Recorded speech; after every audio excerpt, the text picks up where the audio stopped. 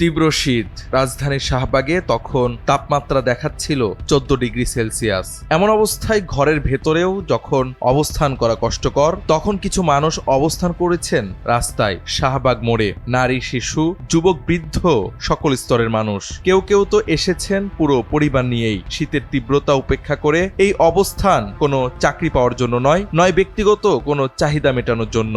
এতজন মানুষ অবস্থান করেছেন শহীদ শরীফ ওসমান হাদির হত্যার বিচারের দাবিতে। শুক্রবার দিবাগত পুরো রাত এভাবে অবস্থান করেছেন তারা। শুক্রবার শহীদ ওসমান হাদির রুহের মাগফিরাত কামনা ও খুনিদের বিচারের দাবিতে প্রথমে বাদ জুমা দেশব্যাপী দোয়া, মোনাজাত ও বিক্ষোভ মিছিলের আহ্বান জানায় ইনকিলাব মঞ্চ।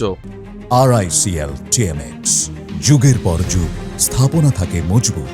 জুমার পর নারী পুরুষের জমায়েত হতে থাকে শাহবাগে। এরপর ঘোষণা হয় সারারাত অবস্থান কর্মসূচির। এ ঘোষণার পরপরই নারী, পুরুষ, শিশুসহ অনেকেই আসেন শাহবাগে। এ সময় অনেককে কাঁদতেও দেখা যায় চোখের পানি ফেলে।